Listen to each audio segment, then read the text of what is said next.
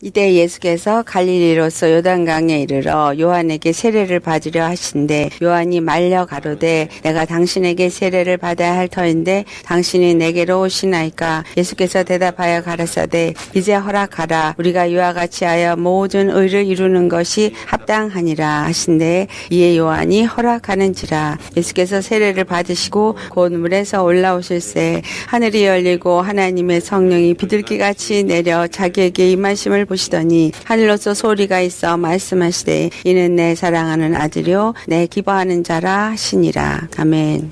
예수님께서 이제 세례 요한이 세례를 베푸는 그 요단강에 오셔서 세례를 받고자 하십니다. 그 요한이 아니 내가 당신에게 세례를 받아야 할 텐데 당신이 내게로 오시나이까 라고 말을 할 때 요한은 바로 예수 그리스도가 그 오신 메시아라는 것을 그는 알고 있었다라는 것을 우리가 알 수 있습니다. 근데 예수님께서 15절에서 하신 말씀이 우리가 오늘 살펴보기 원하는 말씀인데 이제 허락하라 그러면서 우리가 이와 같이 하여 이 물세례를 하여 모든 의를 이루는 것이 합당하니라. 그래서 여기서 모든 의를 이루는 것이 무엇인가. 그래서 요한이 예수님이 세례받는 것을 허락하고 예수님을 세례의식을 행합니다. 그러니까 곧 물에서 세례를 받고 말하자면 엄밀하게 말하면 침례를 받으시고 올라오실 때 하늘이 열리고 하나님의 성령이 비둘기같이 내려 예수님 위에 임하는 것을 보았고 또 하늘로서 소리가 있어 이는 내 사랑하는 아들은 내 기뻐하는 자라라는 말씀을 하십니다. 우리가 이것을 통해서 모든 의를 이루는 것이 무엇이고 또 왜 물에서 올라오실 때 성령이 비둘기같이 임한 것을 보게 되고 왜 하늘에서는 이 예수님을 내 사랑하는 아들이요 내 기뻐하는 자라 말씀하셨는가. 모든 의를 이루는 것은 무엇인가.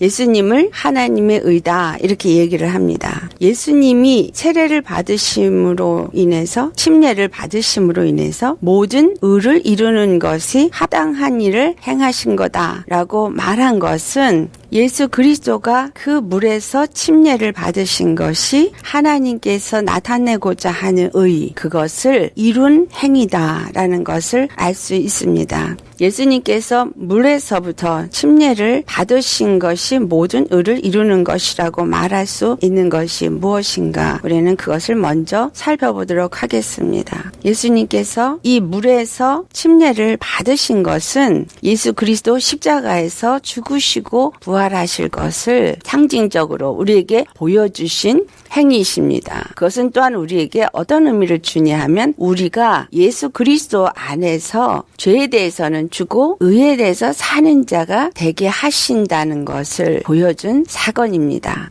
예수 그리스도께서 십자가에서 죽으실 때 우리의 죄를 위해서 죽으시고 부활하실 때 그 안에 있는 그 생명으로 말미암아서 살아나심으로 모든 것들의 선과 악을 판단하시면서 의가 무엇인가를 드러내는 그 일을 하십니다. 자, 의는 법이다. 그렇게 말씀을 드렸었습니다. 다시 말하면 이 세상에 우리가 의라고 말할 수 있는 것은 바로 예수 그리스도 십자가에서 죽으시고 부활하시면서 나타내신 그것만이 의라라는 것을 말씀하고 있는 것입니다. 그렇다면 그 외의 모든 것은 불의한 것이다. 하나님 앞에 하나님의 의로 여기시는 것은 바로 예수 십자가에서 죽으시고 부활하시면서 이루신 그것만이 의다. 왜냐하면 바로 불의를 드러내셨고 불의가 하나님의 의 앞에 아무것도 아닌 자같이 하나님의 의 앞에 심판을 받은 것을 나타냈기 때문입니다. 그 하나님의 의 앞에 받은 심판을 바로 생명 앞에 사망은 불의가 되어지고 생명 앞에 사망은 아무런 그 권세를 나타낼 수 없는 것이다 라는 것을 예수님이 십자가에 죽으시고 부활하심으로 모든 하나님의 의를 그곳에서 이루셨습니다. 그것을 이제 이 요단강에서 침례를 받으시는 것을 통해서 보여주신 것은 우리가 예수 그리스도 안에서 이와 같이 물세례를 받으면서 죄에 대해서는 죽은 자가 되어지고 예수님의 의 안에서 사는 자가 되어질 때 의로운 자가 되어지고 하나님이 이루신 그 의 안에서 사는 자가 된다라는 것을 보여주시기 위함이다 라는 것입니다. 그래서 골로새서 2장 11절에 너희가 그 안에서 예수 그리스도 안에서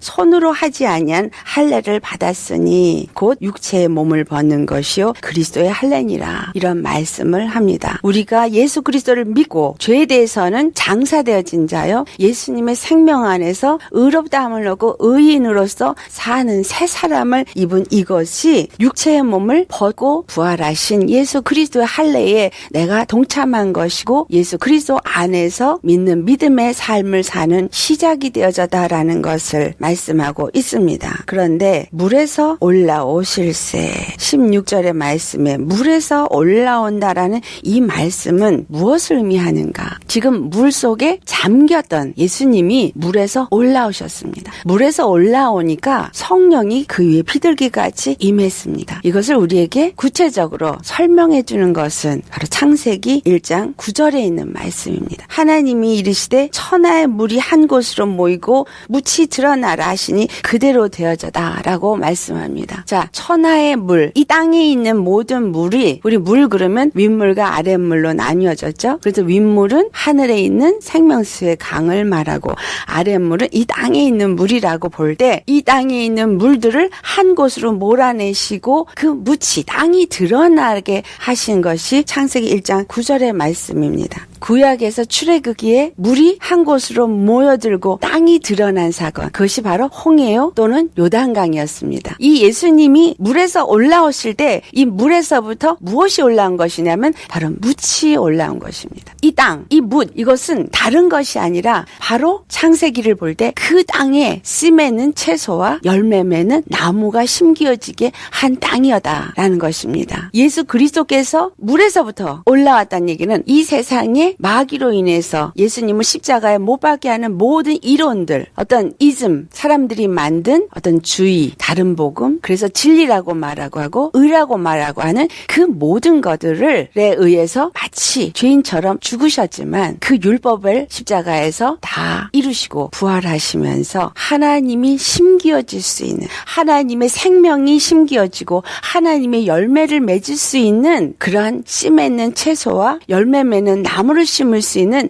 땅으로 나타나셔다라는 것입니다. 그래서 그 이후에 성령이 그들에게 비둘기같이 그에게 임하였다라는 것은 우리가 예수 그리스도 안에서 이 십자가에 죽으시고 부활하심에 동참하는 자가 되어질 때, 믿는 사람이 되어질 때, 의로운 사람이 되어질 때 성령이 우리에게 임하시게 될 것을 말씀하시고, 그 성령이 우리 안에 임하면은 바로 예수님의 그 생명이 성령으로 말미암아 우리 가운데 임하심으로 우리가 땅에 씨 맺는 채소요 열매 맺는 과실이 되어질 수 있게 된다라는 것을 말씀하고 있는 것입니다. 17절에 예수님을 향해서 이는 내 사랑하는 아들이요 내 기뻐하는 자라 말씀하신 것은 바로 이 물에서부터 올라와서 승리하신 예수님, 하나님의 의를 드러내신 예수님만이 하나님이 기뻐하시는 아들이요 하나님이 일하실 수 있는 땅이 되셨다라는 것입니다. 예수님이 하나님의 사랑하는 아들이 되어지고 기뻐하는 자가 되어진 것은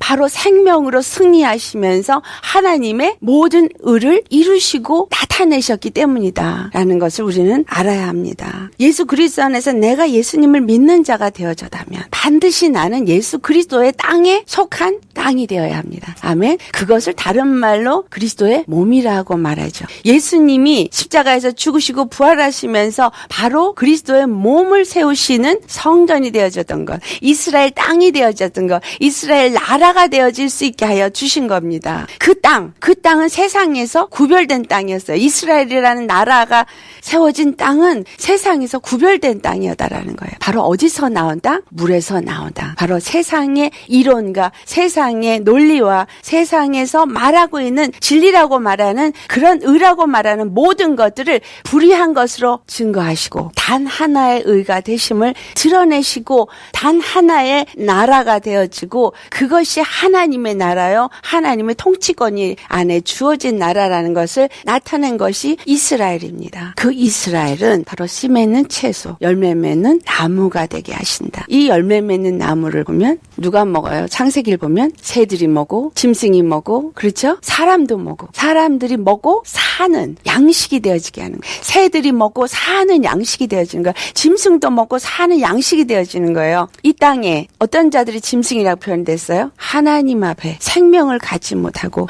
육체를 따라서 사는, 육체의 욕심을 따라 사는 자들을 성경은 짐승이라고 표현하고 있습니다. 예수님이 말구유간에서 태어나시는데 그 말구유라고 말하는 그 구유는 바로 이 짐승이 먹는 식량, 양식을 담아두는 것이 구유입니다. 거기서 태어나신 것은 사람들에게 먹어서 살아나게 하는 생명의 떡으로서, 양식으로서 오셨다라는 것을 보여주신 사건입니다. 그 예수님이 십자가에 죽으시고 부활하신 그 땅에서 우리는 그 생명을 받은 자요, 그 땅에 심기어진 자요, 이것을 반석 위에 세워진 믿음이라고 표현하고 있고 집이라고도 표현하고 있죠. 바로 우리가 집으로 세워지고 우리가 그 반석에 세워진 믿음으로 예수님의 그 땅, 바로 거룩한 땅, 거룩한 나라의 백성으로 우리가 심기어지는 그것이 하나님이 기뻐하고 하나님이 받으실 만한 그런 아들이 되어진다라는 것입니다. 예수님이 내 사랑하는 아들이요 내 기뻐하는 자라라는 소리를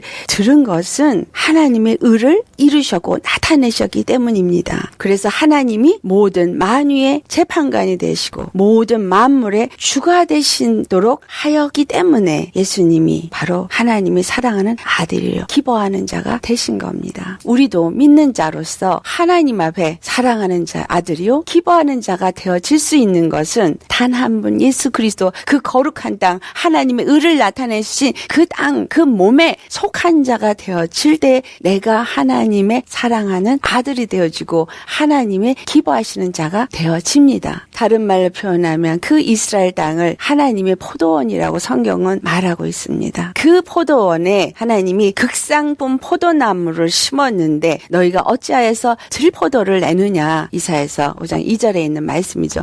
극상품 포도나무를 심었는데 그 극상품 포도나무에서는 하나님이 기뻐하시는 그 생명이 나타나는 열매를 맺어야 되는데, 참 포도를 맺어야 되는데 들포도를 맺는 것이 바로 이스라엘이었다라는 사실이에요. 예수님을 내가 내 안에 모셔고 예수님이 나의 주요, 내가 그 안에서 그의 몸된 교회가 되어지고 그의 거룩한 땅, 거룩한 나라가 되어졌다면 예수님의 생명이 우리 안에 잉태되어져서 성령님을 우리 안에 보내주셨기 때문에 그 성령님으로 말미암아 우리 안에서 생명이 잉태되어지고 생명이 역사되어져서 생명으로 씨 맺는 채소요 열매 맺는 나무가 되어지고 시절을 쫓아 열매를 맺되 12가지 열매를 맺는 그러한 나무가 되어지는 것, 그것이 바로 오늘 우리가 교회가 된 자가 해야 할 일이고시고, 이것을 위해서 예수님이 지금 요단강물에 잠기시고 그리고 올라오셔서 그 올라오시되 성령이 그 위에 임하시고 결국은 하나님의 공생애를 시작할 수 있게 하셔다. 예수님이 바로 그와 같이 하신 것처럼 우리도 하나님의 그 공생애를 사는 자가 되어려면,